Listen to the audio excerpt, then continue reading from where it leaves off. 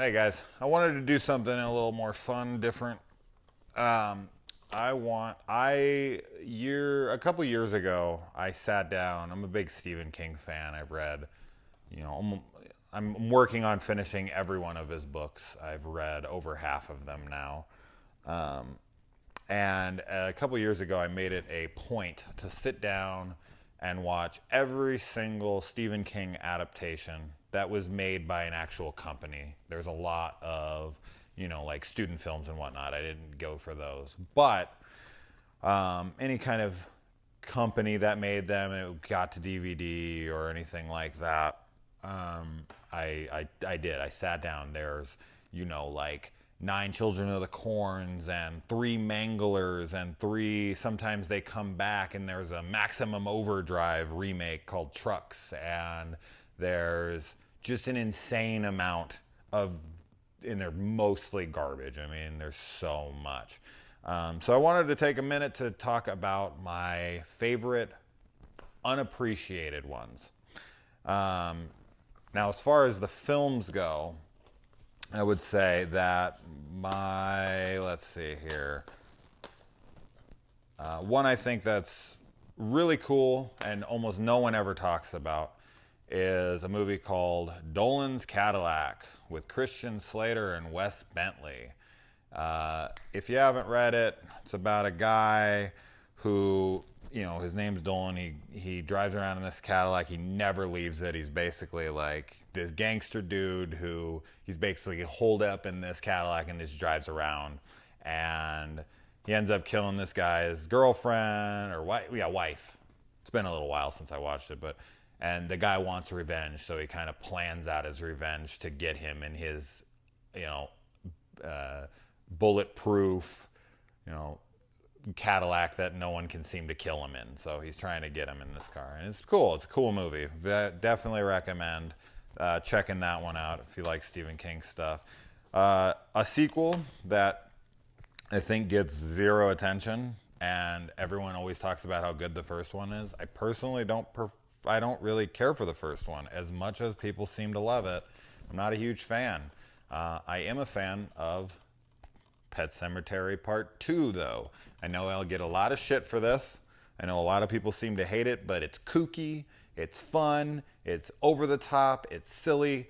I like that kind of shit. The first one for me, just, I don't know. It just doesn't do it for some reason. I've watched it a few times now. I always try to get it. I don't know what it is about that movie, but in the few times I've watched it, I've always found it to be pretty subpar. But every time I've watched Pet Sematary 2, I just have a blast with it. I think it's zany. I think it's, just a ton of fun. So, Pet Sematary 2, I don't know. If you like kooky movies, I definitely check that out. And then the last film this is my favorite by far of his more or less known stuff, is The Night Flyer. This movie fucking rules. It was a HBO movie back in the day. It stars Miguel Ferreira. He just recently died. Shame. Great actor. Love that dude. And a chick that looks a lot like Phoebe Cates, but isn't, unfortunately. But she's still very cute and whatnot. If you don't know what it is, it's about a vampire who flies on an airplane. His name is Dwight Renfield, and Miguel Ferrer's character writes for basically what's like Weekly World News. I know that's been gone out of print for a while, but kind of like a National Enquirer of sorts. And he's being lured by Renfield to come out and basically investigate him. Renfield's not trying to get him to investigate him.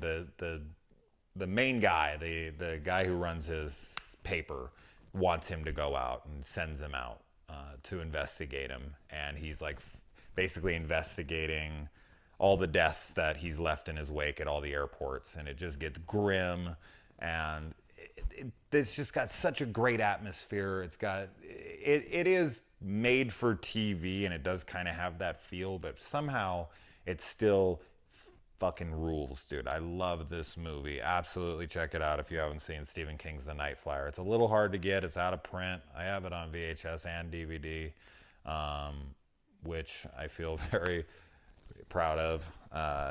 They're not too expensive though. Like, you can get The Night Flyer on DVD for like $20 or $25. It's not crazy, but I'm sure like YouTube has a copy of it. Now, moving on to miniseries, things that I think, this might not be super unknown by any means. They're really not super unknown, but I do think that they do not get anywhere near as much credit as they should. Number one being Storm of the Century. If you haven't seen this movie, it's great. It's long. It's like 4 hours long. You'll get, some lines from it stuck in your head, but the main guy is just excellent. The main villain in this movie, he's just as creepy. It's very much a miniseries. Any of the Stephen King miniseries, they kind of all have that same little, that made-for-TV feel, some cheesy special effects and whatnot, but it's just a great eeriness to this. I really like the isolation of the town in it. I really like, the kind of separation that starts happening between the residents. They're all so friendly in the beginning, and then you just kind of degrades throughout the film, and they become so opposing of each other towards the end of the film, which is what all great horror movies should accomplish. Next, now, don't get me wrong, I love the original, but if you're a fan of the novel and Stephen King's The Shining that was done by Kubrick wasn't, the film that you wanted it to be because you were such a fan of the book, and that movie isn't, super close to the book. The Shining with Steven Weber and Rebecca De Mornay and Marvin Van Peebles, it is exactly like the book. Now, the acting is not great. The kid is horrible. Danny is bad. But Stephen King didn't like the Kubrick version, as I'm sure everyone knows, and really wanted to remake it and do it exactly like the book. So you got the hedge animals back. You got, the boiler becomes a prominent part of this plot. So I don't want to spoil anything. If you haven't read the book and you want to see what the book is more like, this is it. It's like 4 hours long like the other one. And as I said, the acting isn't good. The movie is nowhere near the quality of film that the Kubrick one is. But as far as an adaptation goes, as a fan of the original novel, I think this is a cool thing to have for someone who wants to have that. Have a proper adaptation and see basically the entire book come to life. And then finally, one that I think is hated by a lot of people unjustly, and probably my favorite miniseries by Stephen King, The Langille Ears. It's in a 3-pack with The Stand and the unbelievably awful, horrendous Golden Years. Don't ever watch this fucking piece of shit. I've tried my best to get through it. So I guess technically I haven't watched all of them because I never did finish this. Man, it's bad. And I've watched all the TV series, The Dead Zone, Haven, all of his stuff. This, I can't get through it. I've tried like 4 times. It's so bad. Anyways, Langille Ears. Langille Ears is one of those movies that has just inspired me. I wrote a screenplay based on that and other movies like it. I call it the Where Is Everyone subgenre.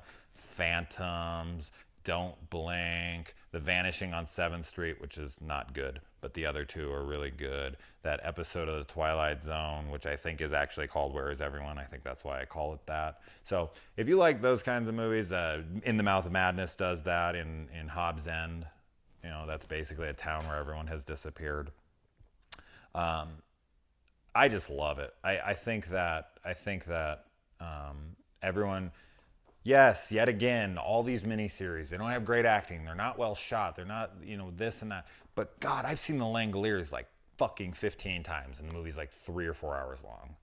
It's just, there's such great characters in it. You know, the dude from Perfect Strangers plays the main villain in it, and yes, it is kind of, the movie is legendary for having the worst CGI of all time, with the only close second coming to Lawnmower Man 2: Job's War.